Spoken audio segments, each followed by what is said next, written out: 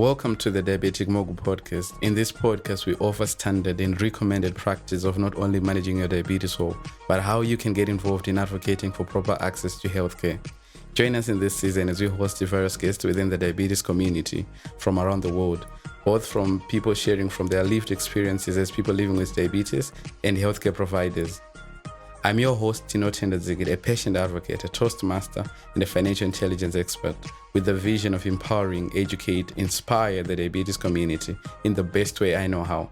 And to do this, I write articles as a way to pay it forward and host a podcast. And I encourage you all to get involved, get engaged, and come up together to create the change that we need.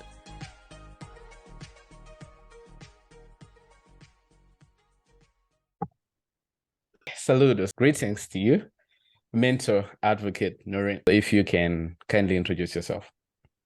Of course, saludos, we actually say that in Spanish, in Papiamento as well. And in Aruba, we always say saludos, greetings. So I like that you started that way. I'm a YLD member since 2019. My first summit was in Busan, South Korea, and the second one was just first week of December 2022. I'm very excited to be speaking to you because I met you personally. I could really feel the energy, just as I met the other YLD members that also want to do a lot for the diabetes community. So coming from a very warm island, Aruba, and sunny, I love the warmth, I love the kindness and being there for each other. Daily, my job is to work at the university as a lecturer. At the University of Aruba, I give different courses, research, client service, course. It varies a lot. I also like to do other things like modeling. I like photography. I like taking the pictures. Not being the photographer though, I enjoy creative things as well. What I love the most is helping other people unlock their maximum potential. Perfect. Share briefly with us your connection to diabetes. When I was finishing my internship, it was my very last day at the internship, the 12th of June in 2015. Honestly, I've been feeling not well for a few months already, but after many consultations with a doctor, we couldn't figure out what it was. There were different symptoms, but separate from each other. Consequently, I was at the general practitioner's office and practiced asking questions and trying to figure out what it was. But on that last day, I got my diagnosis. I was 20 years old. It turned out that I had type 1 diabetes, but it was already severe on that day and dangerous. So I was sent to the ER, and I was in the ER for a weekend and for another week in medium care. And that's where I learned to use insulin, to carb count, to understand what was happening to my body and how I was going to live from that moment forward. It was a shock because it came out of nowhere. I was absolutely blindsided, even though there are people with diabetes in my family. But we didn't expect that I was going to be diagnosed with diabetes. And that's how my diabetes type 1 journey started. Oh, that is pretty unique. Almost everybody has got a unique story on how they got diagnosed. In my case, it took ages, and even for me to get involved in the advocacy where we got to meet. Yes, you say that in your family, there were other people that had diabetes. What inspired you to get involved in this advocacy for diabetes? Now that speaking with you, Tino, deep down, I think what inspired me was my family, because I've always been active in the community, in charities, in service projects. But it hits differently when you see your family suffer because they don't know what is happening to you and they don't understand the situation. I won't say that I suffer with diabetes because that's not the case. I live with a condition. But it's difficult to see your family very worried about you and not knowing exactly what to do in the beginning. So when I noticed that, felt that I had to be strong for myself, for my family, and to move forward so that they could feel the confidence that everything is going to be okay. And that's actually how my advocacy started. I started publishing articles, organizing projects. Maybe I should start a blog, to be honest, to talk about different health conditions shared with everybody, and not only for diabetes, but others as well, other non-communicable diseases, so people and family feel that they're heard and that they're seen. Thank you so much for all that you had to do to be where you are. In my case, I'd say I got diagnosed in 2010, but then I got to be involved in this advocacy when I was actually in college. Yeah, pretty sad because 8 years I was silent. I didn't want to talk about diabetes. I didn't want anyone telling me anything. My family, they were worried about me, but I didn't care so much. Just said, I don't know where this will take me. Probably I thought it was sort of like a headache, though I had lived with it for so long. And my doctor just told me to say, hey, if you're okay, you don't need to continuously come for checkups. 2019, that's when I started to do all these things, when I met other people my age. I think that was the beginning of everything. And that is inspiring. Thank you so much for sharing that story with us. What has been your biggest achievement in your advocacy?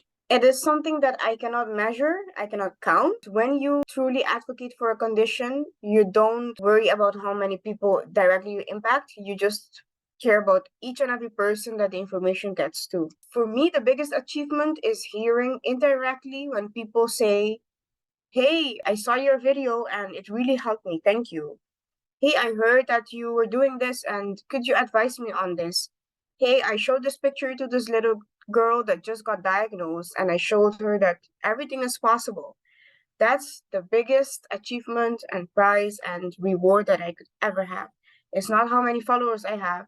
It's not the reach on Instagram. It's truly when people out of nowhere tell you, "This helped me. This changed my life. I feel seen. I don't feel alone anymore." That really fills my heart, especially when there's a huge age difference. People randomly come out of nowhere and talk to you because the room is very small. And they tell me, "Oh, I saw you doing this and that. I appreciated that.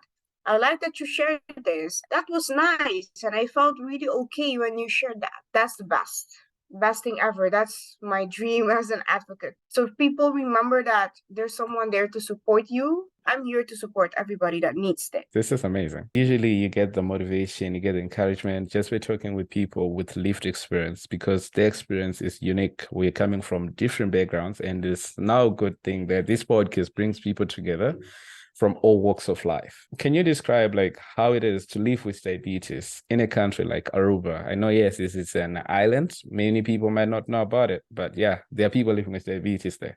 What can you tell us about that? I must say that I feel very blessed. I have access to healthcare. Aruba is small, so you can find people always. I do feel that sometimes people who live with type 1 diabetes, we don't find each other easily. I'm trying to do something in that aspect. We have that our own little support group, which we find each other, but often we don't come forward and talk about it or meet a lot. That's something that I would love to see more. But honestly, the access to insulin, my material for my diabetes, it's perfect. I have nothing to complain about. The challenge is that we live in a culture, we love food. We like to eat. Many cultures are that way, but we celebrate, we socialize around food. It could be a challenge if you're not focused and if you don't find that discipline to make those decisions every day. I would say diabetes, any other country would look the same depending on the financial, economic, and healthcare access that you have to your material. And that's a game changer. Absolutely. I could say in every culture, it could be a challenge to eat and make healthy choices, but having that access to care and the material that I need, that's what makes a huge difference. In my case, I'm very, very appreciative of everything that I have and that I have everything that I need in order to go forward and move forward with my diabetes. Usually, I know there are so many people, they have different perspective. The way they appreciate things is different. So maybe they might not say, even if they're they're having the same things that you're receiving, like this same care, Yeah. but they might not view it the same way to say, hey, I feel blessed. So what can you say really has been the biggest challenge for people living with diabetes in Aruba? Experienced stigma and shame for a long time. In the beginning, you would not hear anybody say, "Oh, I have diabetes. Do you think I could have a glass of water instead of soft drink or a sugary drink?" And people feel ashamed. They don't want to talk about it. Sometimes I see it in people that are older in age, 60 plus maybe. There's still people that do not share it at all. They don't want anybody to know that they have diabetes because they have shame. They can't eat everything like everybody else and not worry. For example, right? That's the perception. They can't have the sugary drink without people asking. But I think it has to do with the small scale society that people are so close to each other and we ask questions like, "Why don't you do this? And why this?" And people just have so much access to you. Sometimes you feel so vulnerable, you don't want to share it. That's why I think when you are diagnosed, try to be open and share. This is what is happening to me. This is my situation. this is how I can live with it. It takes a little bit of that burden and its shame away. You take it off your back immediately. So I literally published an article, a column in the newspapers from the jump, like a week or a week and a half after I was diagnosed. I'm getting this over with. I'm just going to share it. Now you know. That's just something else. Right. So I think in my case, like when I say that like I got diagnosed in 2010, but then my story, I had to share it in 2019 when I thought, well, maybe let me see what will happen because, and I think from all the articles that I've written so far, yes, I know there might be more than 20, but that one article, it still speaks. And whenever people see it for the first time, they usually write comments. They say, hey, how did you do this? How were you doing that? Like, how did you even survive it? You're a young leader in diabetes and now you're a graduate. So if you could get a chance to sit with the local government or a policymaker from Aruba, what would be your biggest request that would maybe help change the narrative for people living with diabetes in Aruba? What would be your biggest request? Like one thing. That's a huge request because there's a lot of things that I want to do. But my concern is about stress and pressure. I think you can imagine coming from a small island, we have everything that we need, but sometimes some situations are limited. Some resources are limited. And I feel that with more time, I see more and more people, right? I didn't count or research it yet. I'm on my way to do that. People are very much stressed at work for their exercise and their health in general. We are impacted financially because of situations around the world and crises around the world. And that is my concern, that we keep that consistency, access to healthy foods and the choices that we make. And sometimes there are too many choices that are not beneficial to our health. Sometimes we just eat not the healthiest option, right? Depending on our perception. But the healthy choices should be as balanced. And sometimes it's difficult to get to those choices generally around the world. I'm concerned of seeing people who have diabetes be affected by stress. Maybe it's not the medicine, it's not the food, it's not the exercise, but the stress. There's something we have to do about this, and maybe in schools, have a program set up from the jump for everybody to focus on the stress and mental health. Even though you might not need it at that point, but you need to build that habit of taking care of yourself, not only physically, but mentally and emotionally as well. Because anybody and everybody could go through a situation. But the thing with a person with diabetes is that the impact is direct and it's very strong, right? If you cannot have managed your blood sugar levels well and it's imbalanced for a long time, it's going to have an impact on your mental health to start with, your kidneys, your eyesight, or any other system in your body. If one thing I would like to do together with the government is to focus on terms that really carry and help guide people with diabetes in their journey at school or in their journey at work as an individual within our community. It's very big, but I have a lot of things that I would want to achieve. But I think we should start by creating that safe space, or let me correct, enhancing and strengthening that safe space for everybody. That message, it needs to be heard. What do you think for people that are going to listen to this, probably people from your community?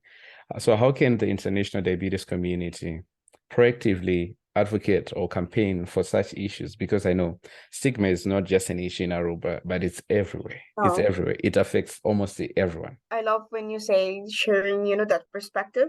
And I'm glad that you asked this, because I think for you as well, you are young, you have a lot of energy, and you have a lot of care to share with everybody.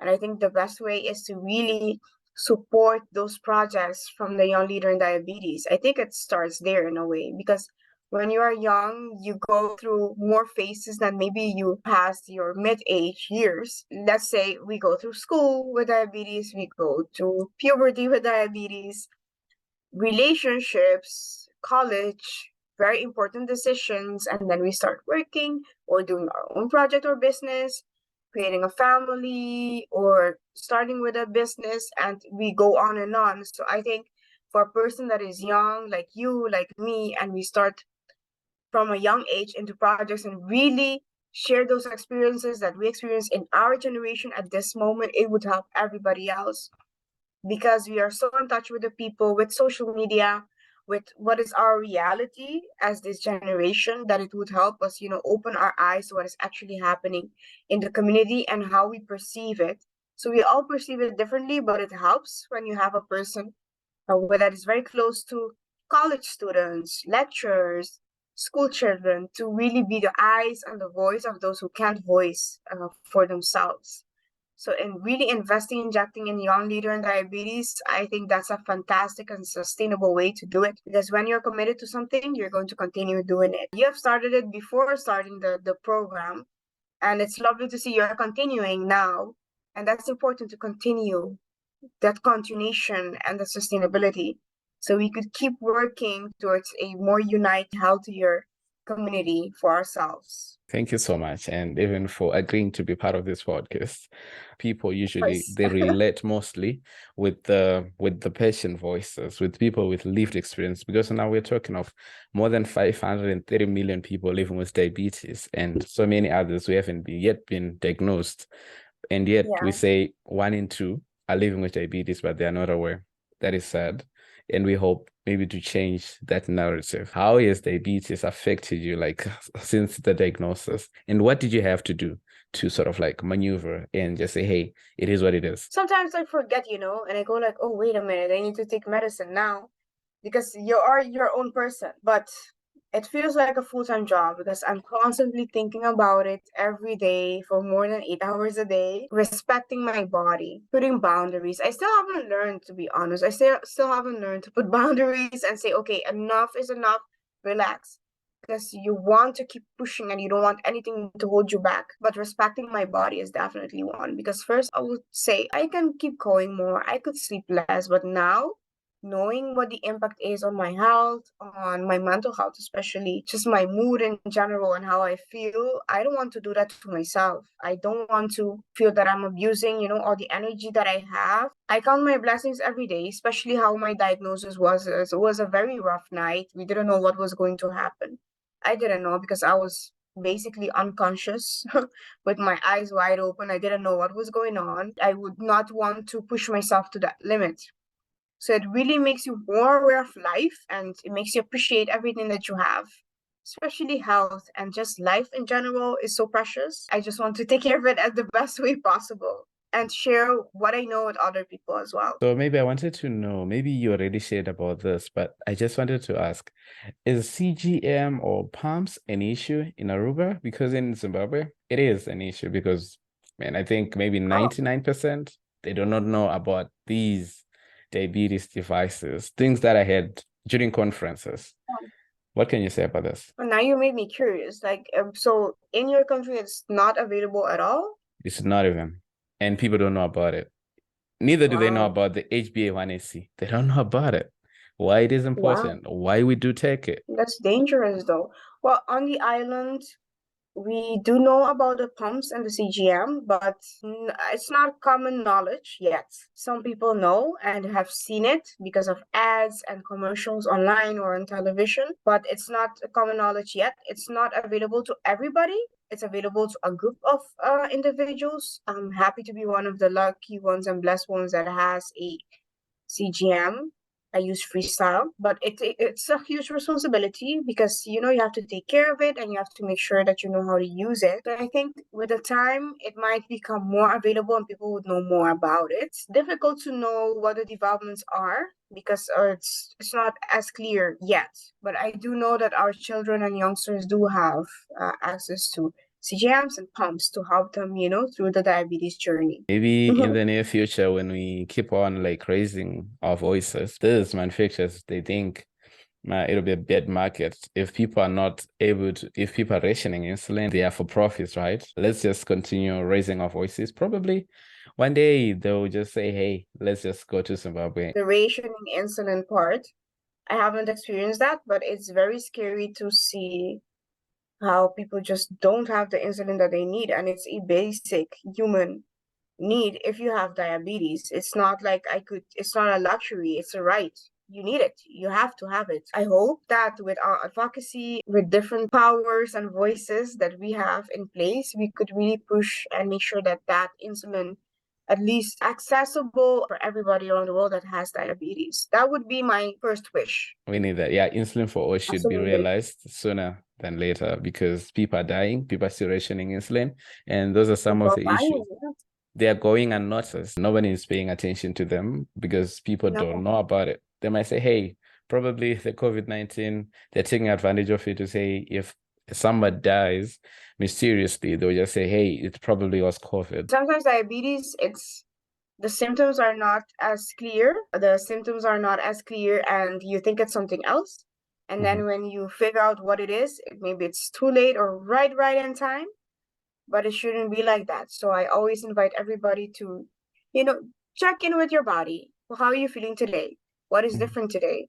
Are you feeling something that you didn't feel yesterday or a few days before? Try to write a log, like a logbook on everything that you're feeling and everything that is going on with your body, so that you could also have ownership of your body and how you feel. At the end of the day, it's our responsibility. But if you need the help, just scream, yell out loud for help, because there's people all around you, around the world, on social media that want to help and want to be there for you. So please don't feel that it's nobody's business, because all people with diabetes is our business.